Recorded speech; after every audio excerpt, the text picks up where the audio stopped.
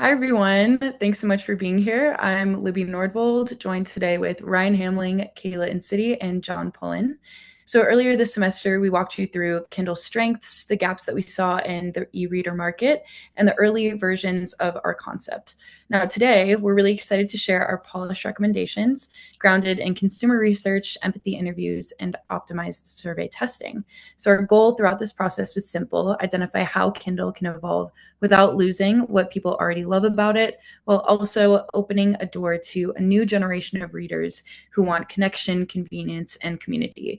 We found that Amazon was a huge opportunity, or has a huge opportunity, to modernize the Kindle experience in a way that no competitor is currently doing. So, moving right along, we're just going to jump in today. So, before we're talking about change, we want to reground ourselves in what already works. So, the Kindle is valuable because of three core things: portability and convenience, access to thousands of books, and of course, the seamless integration with the Amazon ecosystem. These strengths are why Kindle has such a loyal user base at the current moment. People love that it's not another distracting screen. It's simple, it's calm, and it's purpose built. But as we learned throughout our research, loving the Kindle doesn't mean readers don't want more from the experience than they're currently getting. So, moving on to the next slide. So, looking into room to enhance the Kindle. So, here's what the opportunity starts to take shape. So, through empathy interviews and market scanning, we found that Kindle lacks functionality beyond solo reading. There's no space for meaningful connection, no ability to share annotations, chat with friends, or reflect together within the reading experience itself. And the big insight is that no e reader in the market is actually speaking to younger generations. Gen Z reads a lot and they read differently. They expect tools that are social, that are integrated, and reflective of their digital habits. And right now, that need is going unmet, which opens a major opportunity for Amazon to take the lead here. Now, moving on to our buyer persona. Here we're just circling back to Alex. Alex is our buyer persona and the reader who inspired our approach here. She's 18 to 24 years old, constantly juggling school, work, and social life. And she reads on her Kindle because it gives her a break from the overwhelming tech she stares at all day.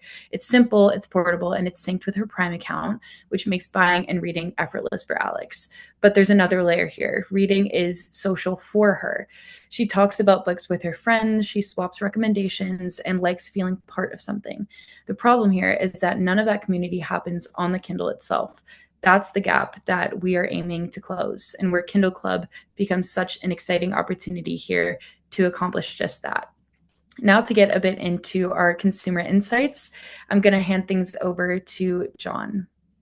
Awesome. Thank you, Libby. Yes, as Libby was explaining, Alex is our base persona. So from our research, that's what we found. But we wanted to take things to the next level. It's important to actually meet with them, speak with them, engage with them. And that's where the empathy interviews came in. And that was sort of the next step that we decided to take to make sure that we are really understanding the Alexes of the world and what they were looking for from their reading experience. So we sat down with a lot of them. And as we came together and compared notes, we were finding a lot of very important things that kept coming up in conversation. So specifically, these were our two main points that we found. And the first one is that young readers simply want connection and they want community, even when reading. Reading is often considered a very solo activity, and that's certainly how the Alexes of the world see it too. But there is a separate social element that they like to have, and that comes in a lot of different forms. One of those is that they want recommendations, and that comes from getting them from friends or going to TikTok and going through what's called book talk, and having algorithms that are giving them recommendations, or going through comment sections. The popularity of Goodreads also demonstrates the need for more of a connection and a social element that isn't there. And these are all touch points, and all places where our Alexes that we interviewed went to get recommendations. Now, the other side is that readers also want to have conversations. They like and enjoy reading so much that it's something that they want to share and talk about with other people, whether that's excerpts directly from the book or just more conversations sparked by the things that they are reading. Now, on the other side of that, we found that Generation Z specifically, their reading habits are a little bit different from maybe some of the older generations. This isn't the quintessential sitting down at the end of the day and reading a book in bed with the day's work done. Mostly because the day's work is usually not done for the Alexes of the world. So they like to read whenever they can on the go. So that might look like they are in bed sometimes, but maybe they're also on the bus or walking to class, or maybe they're taking a quick study break somewhere in the library. They're fitting reading into their schedule rather than making reading sort of a designated time in their day. And this was actually good news and a big relief for us to hear because both of these things, the Amazon Kindle is very well positioned to deliver on and address. The technology makes connection online a lot easier than traditional print books, obviously. And then on the other side of that, with sort of the frequency and the sort of randomness of where the Alexes of the world are reading, that goes to show us that the portability of the Kindle is also a really important asset. And these are all things that came up in the empathy interviews. So our next step after taking those empathy interviews was actually sort of creating a few concepts. So that was the Kindle Connect, the Kindle Capture, and the Kindle Club. And from that, running several surveys to this target demographic to see what resonated with them most. So the Kindle Connect focused only on a chat feature, and it allowed users to communicate with each other, with other Kindle users or people with the Kindle app.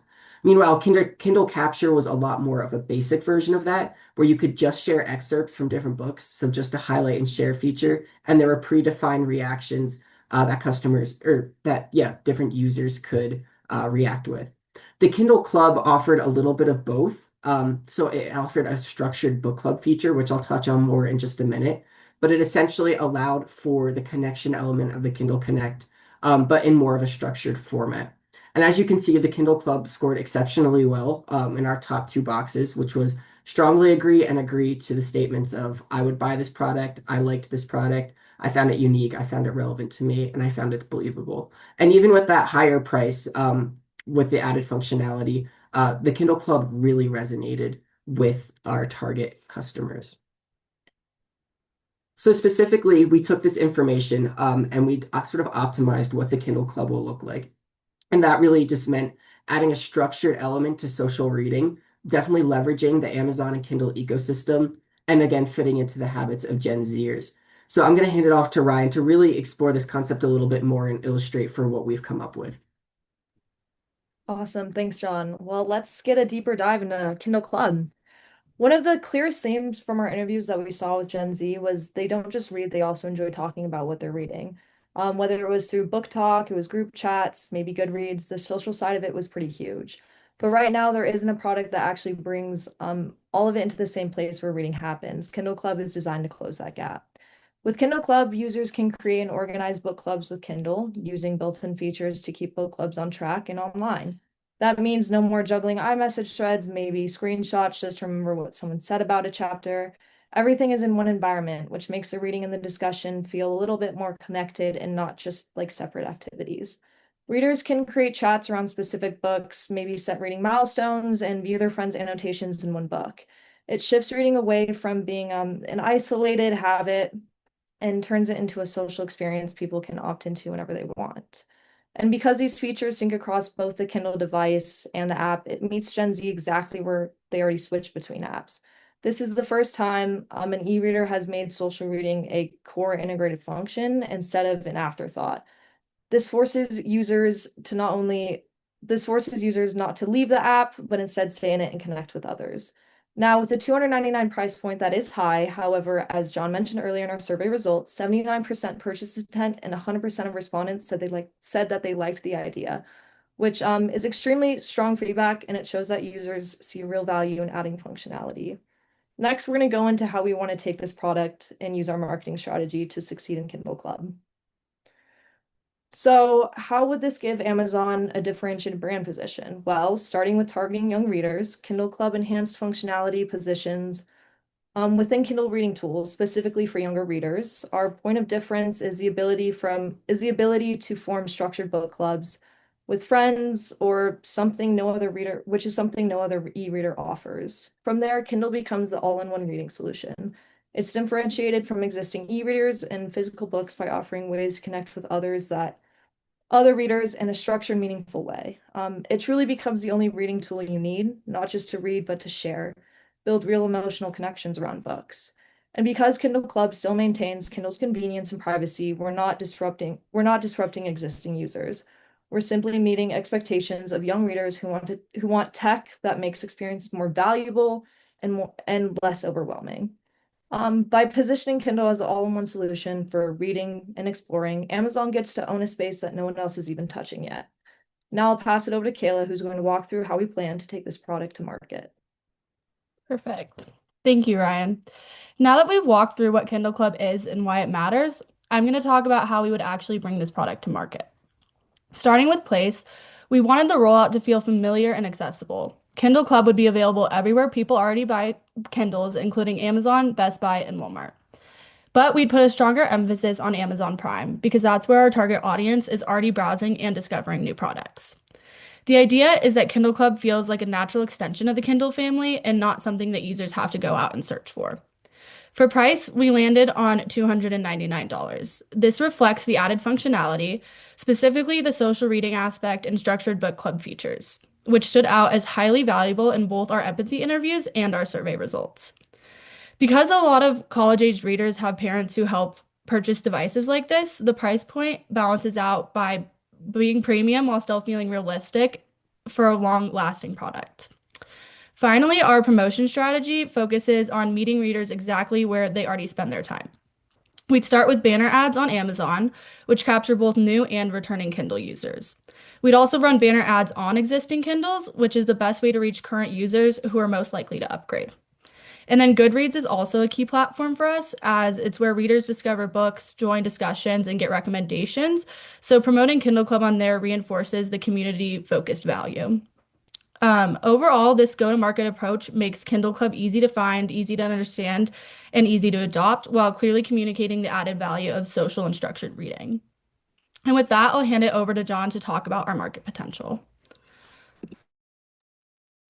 Yes, thank you so much. So I'm sure the question that you have by now is what does the future of this Kindle Club look like? What does the current economic e-reader industry look like? And how is the Kindle Club going to fit into that? So I want to start by illustrating our top-down forecast where we took a look at the industry and considered really how we want to position ourselves. So the market size for e-readers is currently $1.25 billion. And our price premium is about 93% over the base Kindle model. Now, we use the base Kindle model to measure the Kindle Club's price because it's sort of the Kindle is the market leader by far. And the base model of Kindle is one of the most popular. So this is definitely acting as a sort of anchor for customers currently. And that's why we're seeing such a big jump with the added functionality. Now, I know 93% sounds like a really high number, going from about $109 to $299, but it's important to remember something very critical, and that's that there is going to be an added cost of producing this with the added functionality. But at the end of the day, adding cost isn't necessarily a wrong as long as the cost is adding value. And at the end of the day, the new features that we're adding to the Kindle Club have proven to be very critical elements of the reading experience for younger generations. And so, though it is a high price premium, we expect this to resonate with the customer, with our target customers, because it is offering the features that they so desire from their reading experience. Now, when it comes to our target market share, we're not looking to be everywhere. We have a large line of Kindles, and we're not looking to cannibalize too much on the existing line. And our target demographic is relatively small compared to the whole market of readers out there by focusing in more on those younger, very heavy reading college students and those Alexes of the world, as I mentioned before. So because of that, we're looking for about a 9% piece of the total e-reader market. We don't think anything more than that is really necessary. Again, we're not trying to be everywhere. We're just trying to reach the right people. And that's definitely reflected again in the price. And so taking all this into consideration, we think there's a sales potential for $104,625,000, or around 350,000 Kindles. I know that seems pretty high, but I want to take a minute to break that down a little bit further and explain exactly how we're going to reach that by looking at more of our bottom-up forecasts for our two biggest channels that we're anticipating. So our first channel that we're expecting to do most of the sales on is Amazon.com, which is probably no surprise. Amazon already has a considerable amount of control over that platform, which gives it a lot of power when it comes to promoting this new product.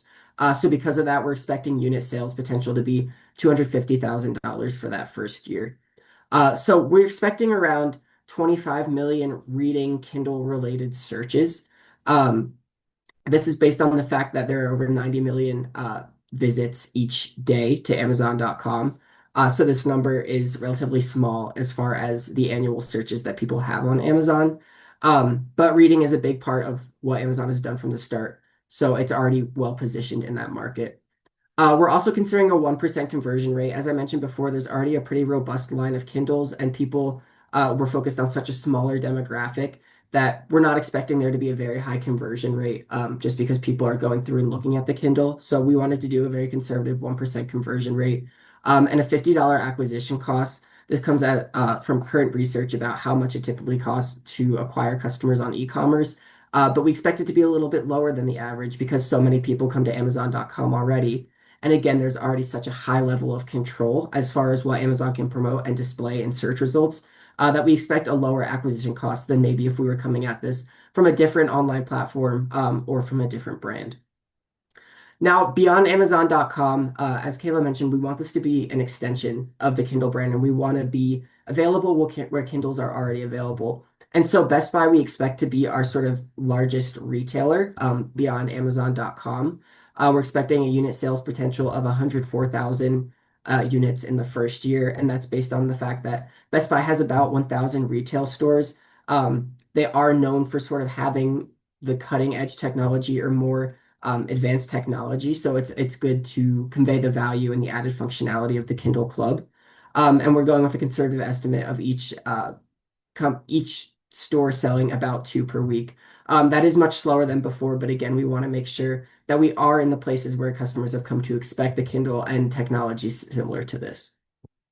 So that I hope breaks down a little bit better and gives you a little bit of a better idea of where we're expecting to sell these. And that's definitely kind of our overview of the Kindle Club. And I'll hand things back off to Kayla to wrap things up. Perfect. Thank you, John. To close, Kindle Club gives Amazon the chance to do something that no e-reader has really done before, and that is to capture the hearts of young readers. All of our insights from interviews to survey data showed that Gen Z isn't just reading more, but they're reading together. They're looking for connection and community built directly into their reading experience. And Kindle Club delivers exactly that. It takes reading from something individual to something shared and meaningful without adding distractions or forcing users into outside apps. It all happens in one place on a device they already know and love. By giving readers structured book clubs and a way to react and respond with their friends, Kindle Club positions Amazon not just as a leader in e-readers, but as a leader in the future of digital reading culture. With the product and strategy, Amazon has the opportunity to build lifelong loyalty, reach a younger demographic, and create a Kindle experience that feels emotional and not just functional. Thank you.